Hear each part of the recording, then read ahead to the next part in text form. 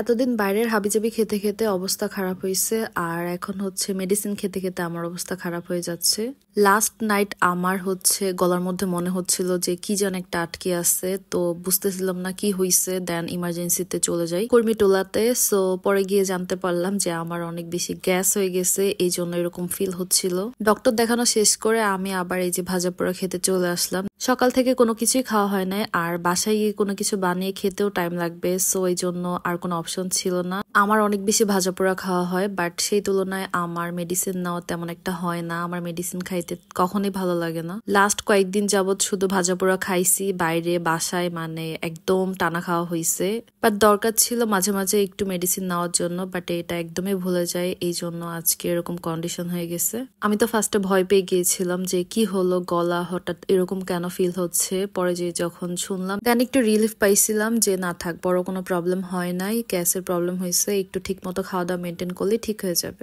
আর সন্ধ্যাবেলা একটু বের হয়েছিলাম যেহেতু অনেকগুলা মেডিসিন দিছে, সো মেডিসিন গুলা নিয়ে আসতে গিয়েছিলাম। গেটে চলে গিয়েছিলাম, বাট আজকে স্যাড ব্যাপার হচ্ছে বাইরে কোনো কিছু খেতে পারতেছিলাম না, মানে ইচ্ছে করতেছিল না। যেহেতু প্রবলেম হয়েছে আমার হাজবেন্ড অনেক জিজ্ঞেস করতেছিল যে কি খাবেন, কিছু খাবেন নাকি, বাট আমার একদম ইচ্ছে করতেছিল না।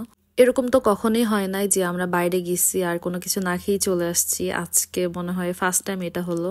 যাই হোক, দেন বাসায় আসলাম আর বাসায় আসার পরই আমার জামাই হচ্ছে সবগুলা মেডিসিন থেকে আমাকে দেখে দেখে খাওয়াচ্ছিল। আমার জামাই এসব ব্যাপারে অনেক বেশি সেন্সিটিভ, কখন কোন মেডিসিন খেতে হবে, কয়টা করে মেডিসিন খেতে হবে, একদম পাই টু পাই আমাকে অলওয়েজ দিবে সে। আর আমার সবচেয়ে বেশি বিরক্ত লাগে মেডিসিন খেতে। প্রবলেম যেহেতু হয়েছে এখন তো কষ্ট হলেও খেতে হবে, বাধ্যতামূলক। রাতে একটু চলে আসলাম কিচেনে, আমার হাজবেন্ডের ইচ্ছে করতেছিল একটু সেমাই খাওয়ার জন্য, তো ভাবলাম তার জন্য একটু সেমাই রান্না করি। আর আজকে আমি সেমাইটাকে একটু ডিফারেন্ট ভাবে রান্না করতেছিলাম। আজকে একটু ক্যারামেল বানাচ্ছিলাম, ক্যারামেল সেমাই বানাবো, মানে চিনিটাকে অল্প ইউজ করে আমি হচ্ছে ক্যারামেলটাকে বেশি ইউজ করব।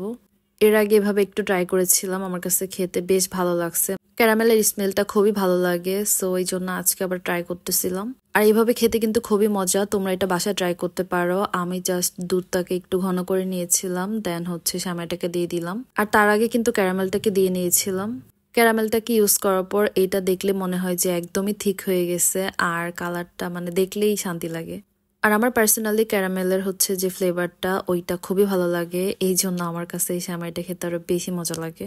আমি সেমাইটা প্রিপেয়ার করতে করতে আমার হাজবেন্ড হচ্ছে আমাকে সব মেডিসিন আবার খাওয়াচ্ছিল।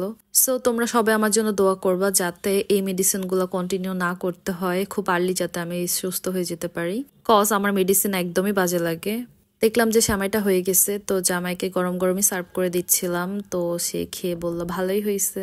আজকের ব্লগটা এই পর্যন্তই ছিল। আই হোপ আমার ভিডিও তোমাদের ভালো লেগেছে। Please don't forget to like, comment and share. Bye by.